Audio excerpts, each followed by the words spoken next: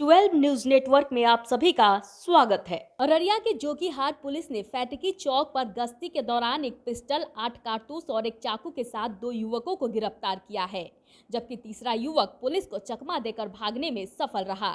जानकारी देते हुए अररिया एसडीपीओ ने बताया कि 2 युवकों को पकड़ा गया है, लेकिन एक युवक फरार हो गया, जिसकी गिरफ्तारी को लेकर लगातार छापेमारी की जा रही है।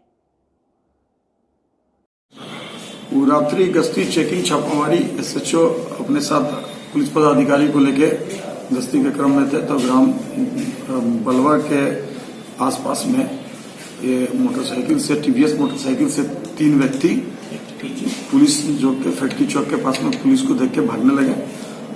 गाड़ी से पुलिस के द्वारा पीछा किया गया, जिसमें कि 2 व्यक्ति को दबोचा गया, पकड़ा गया। एक व्यक्ति भागने में सफल हुए।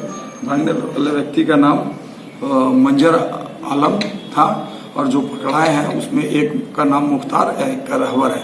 दोनों के पास जब 200 दंड गवाह के समक्ष तलाशी लिया गया तो उन लोग के पास से आपत्तिजनक सामान में चाकू मिला और चाकू के अलावा जो है उसमें जो है 9mm का पिस्टल और ये गोली, जिसमें कि 8 गोली लोडेड थी, ये बरामद हुई है। और ये इन लोगों का आपराधिक इतिहास खंगाला जा रहा है। ये तो किसी अपराध की योजना बनाने के जुगाड़ में थे। हाँ, इस तो चाकू और गोली दोनों तरह का था, तो ये लोग लूटपाट करने का या किसी अपराध की योजना, इस सब पूछताछ चल रहा है अभी। और ये लोग क्यों रखे थे, कहाँ रखे थे, इस संबंध में छानबीन और छापामारी अन्य लोगों की भी जो भागे हुए हैं उसकी गिरफ्तारी के लिए चल रही है। 12 न्यूज नेटवर्क को लाइक, सब्सक्राइब और शेयर करना न भूलें।